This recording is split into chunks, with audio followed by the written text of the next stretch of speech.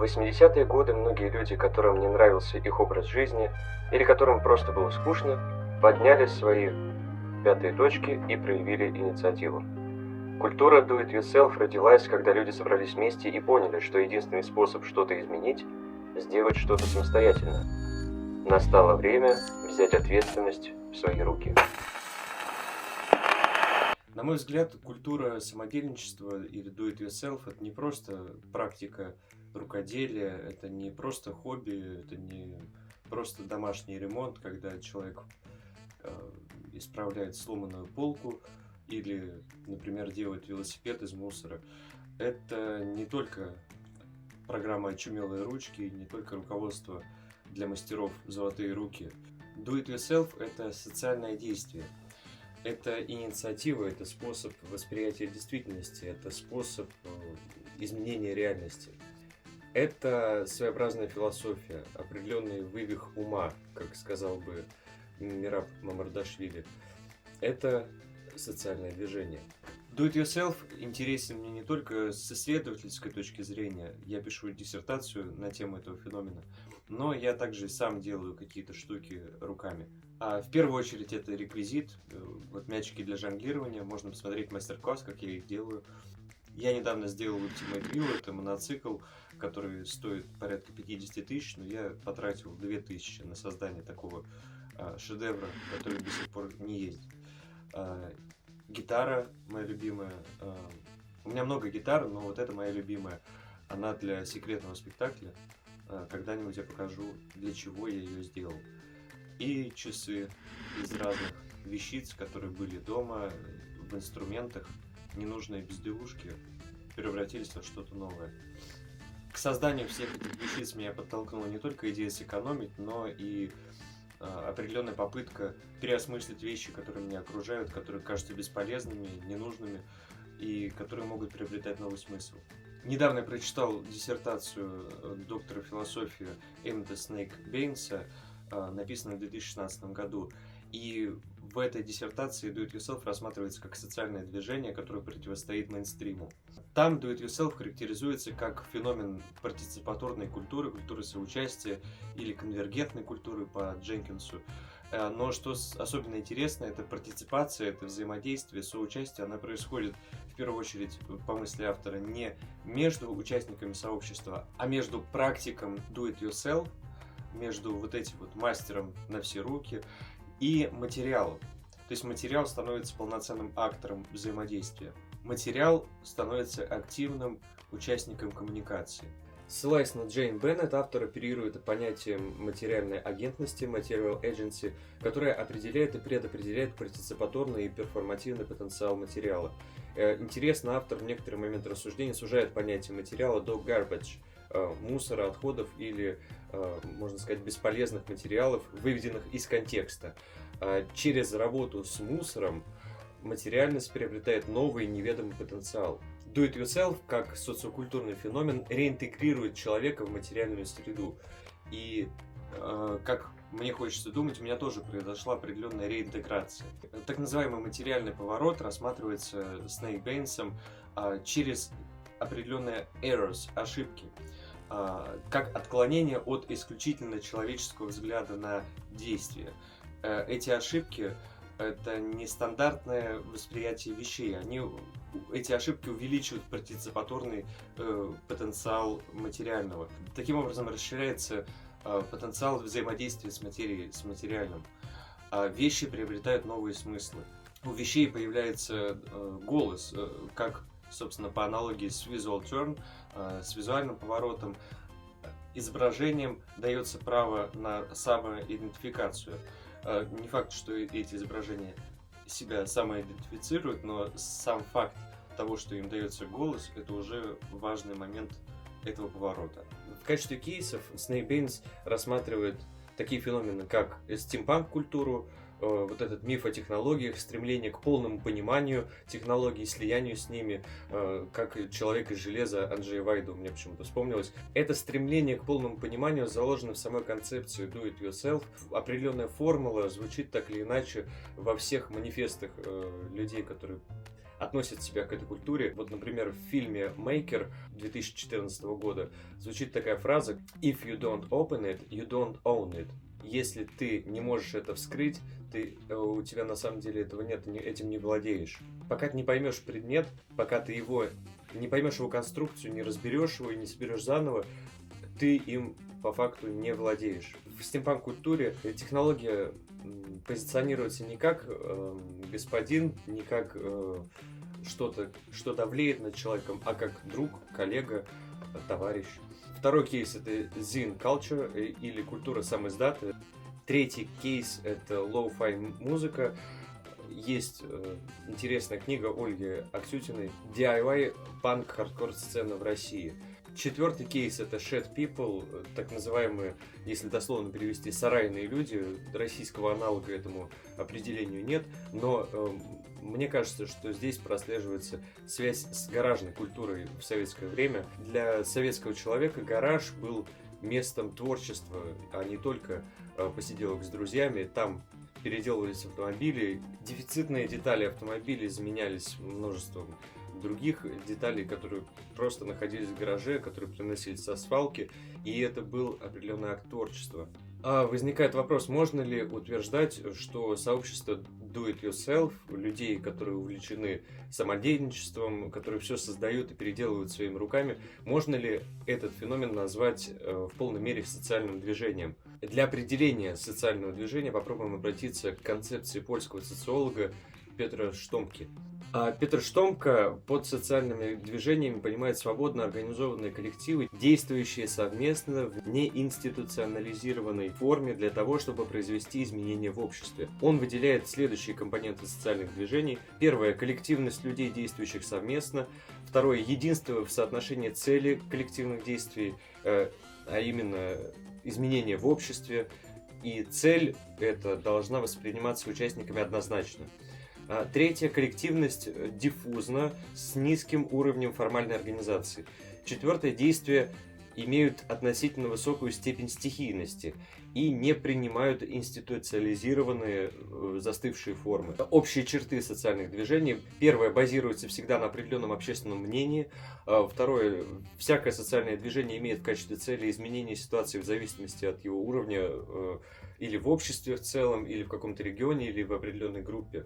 Третье — в ходе организации движения формулируется его программа с той или иной степенью разработанности и четкости. Четвертое — движение отдает себе отчет в тех средствах, которые могут быть использованы для достижения целей. В частности, допустимо ли насилие как одно из средств достижения этих целей. И пятое — всякое социальное движение реализуется в той или иной мере в различных проявлениях массового поведения. Демонстрации, манифестации, митинги, съезды и прочее.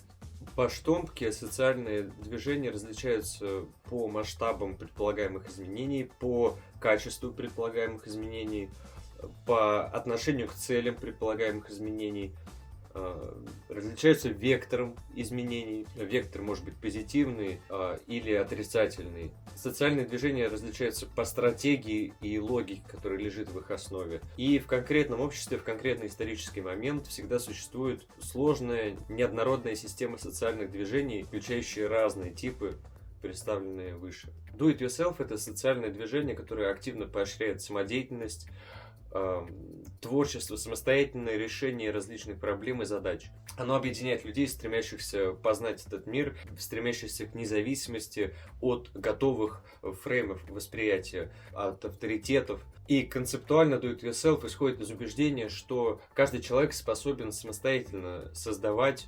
ремонтировать, модифицировать или улучшать различные объекты повседневности и явления повседневности. Есть вопросы, на которые мне хотелось бы ответить самому себе. Это какие факторы и механизмы способствуют развитию do-it-yourself движения в современном обществе и какие последствия это может иметь для индивидуумов и общества в целом. Для ответа на этот вопрос, мне кажется, важно обратиться к концепции «новые социальные движения». Термин «новые социальные движения» в 80-м году ввел в научный оборот итальянский исследователь, глава одной из самых влиятельных школ в изучении социальных движений Альберто Мелуччи. Современное коллективное действие он определяет как результат сложных процессов взаимодействия, обосредованных определенными сетями групповой идентичности. Характерной чертой новых социальных движений является их ориентированность на современные постматериалистические ценности. Коллективная идентичность, базирующаяся не на классовых и социально-экономических различиях, а на формировании общей культурной идентичности, ценностно-нормативных фреймов, интерпретативных схем, посредством которых придается смысл коллективным действиям. Выделяется 5 основных концептуальных осей, вокруг которых строятся различные определения движений. Первое – коллективное или совместное действие. Второе – направленность целей или требований на изменение. Третье – неинституциональный характер коллективного действия. Четвертое – определенная степень организованности. Пятое – определенная степень временной преемственности. Определение движения как типа коллективного действия, направленного на изменение, одно из наиболее распространенных среди исследователей движений. Петр Штомка, в свою очередь, определил движение как особую разновидность коллективных действий, направленных на осуществление какого-либо вида социальных изменений и развивающихся в рамках неформальных, не имеющих институционализированного или формализованного характера систем. Среди новых социальных движений, например, движение за осознанное потребление, за защиту прав животных и прочее, как отмечают исследователи социальных движений, формируется новый тип коллективного действия. Индивидуализированное коллективное действие, для которого не обязательно наличие коллективной идентичности. То есть человек отвечает сам за себя. Но одним из инструментов, который открывает возможности для этого нового типа коллективной идентичности, стал интернет, множество форумов, блогов, YouTube-каналов. Если проводить аналогию с Do It Yourself, то как раз на YouTube очень много всяческих мастер-классов, в том числе мой, как создавать мячики и булавы для жонглирования. То есть, на мой взгляд, основой вот этого движения Do It Yourself является индивидуализированное коллективное действие. Как таковой формальной структуры это движение не имеет, каждый отвечает сам за себя, каждый сам себя позиционирует приверженцем этого движения, но при этом вот это вот индивидуализированная коллективная идентичность присутствует. Даже если человек не знает, что такое do it yourself, вот в русскоязычном сегменте, как правило, называют это практиками рукоделия, самодельничества, очумелой ручки, сделай сам. Это все знают, но как определение do it yourself относится скорее к американской истории. И про историю понятий тоже, мне кажется, важно немножко поговорить. Как отдельный термин и явление do it yourself появился в Северной Америке в конце Второй мировой войны. Конечно, его эволюцию можно проследить со времен популярности ремесленничества в викторианскую эпоху. Вот, например, историк Кэролайн Голдштейн связывает практику do it yourself с возобновлением интереса к ремеслу, который был вызван американским движением искусства и ремесел на рубеже 20 века. В 1954 году журнал Time объявил, что «Сделай сам» — это новое хобби с доходом $1 миллиард с поправкой в Северной Америке. В статье впервые упоминаются любители и мейкеры как отдельный социокультурный феномен.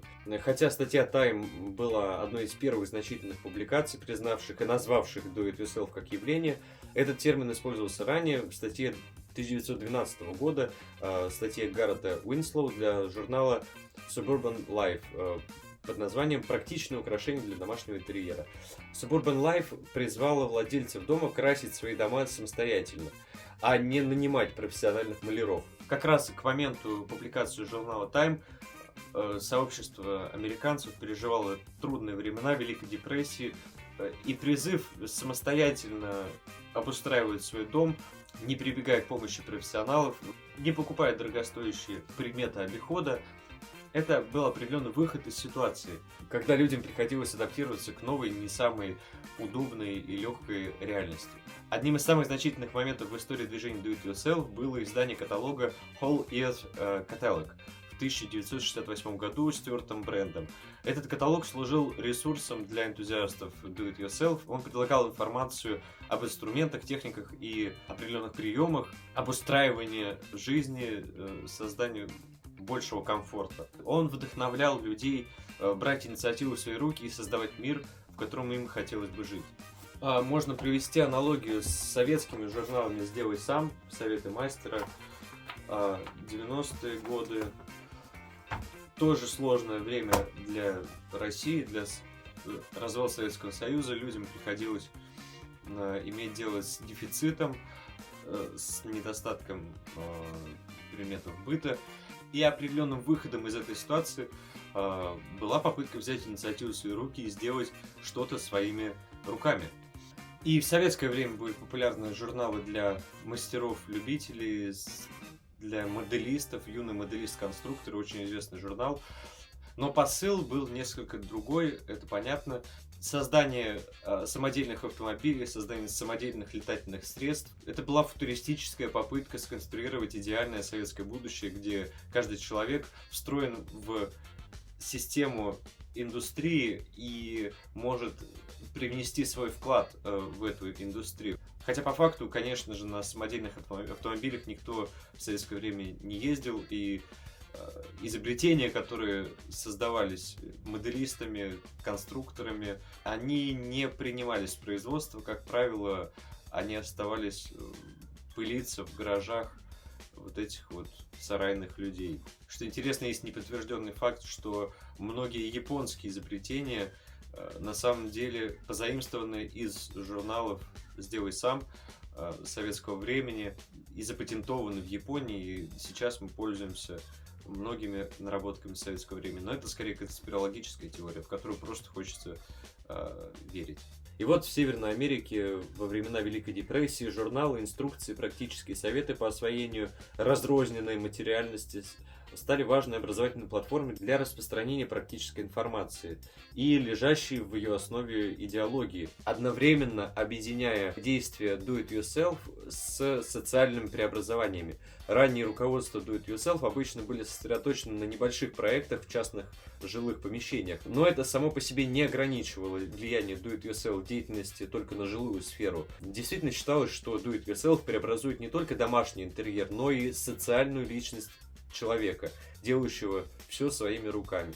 И вот эта аналогия связывает продуктивность, деятельность мастера со сплоченностью семейной ячейки. Но уже в более позднее время, в 80-е годы, нарратив изменился. Это была попытка противостоять индустрии, попытка преодолеть массовое производство созданием индивидуальных предметов быта, деталей, произведений искусства.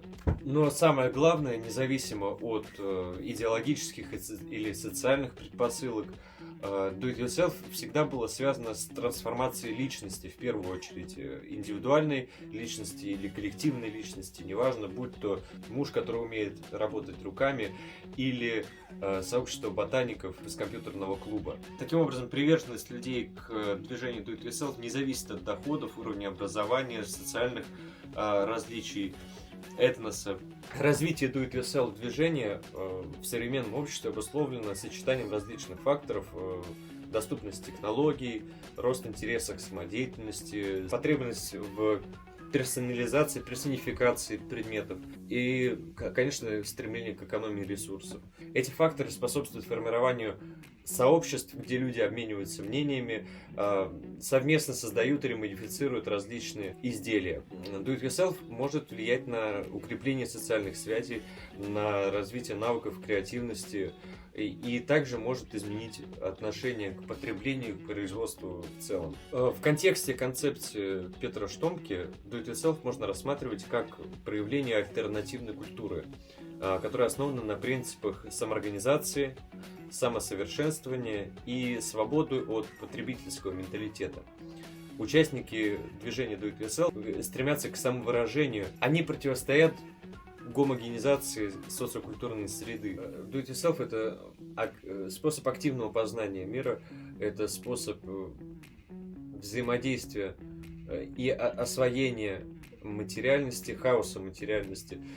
Это попытка противостоять институтам, которые давлеют над производством, воспроизводством. Это попытка создать мир, который будет таким, каким его хочется видеть. Сделанным своими руками.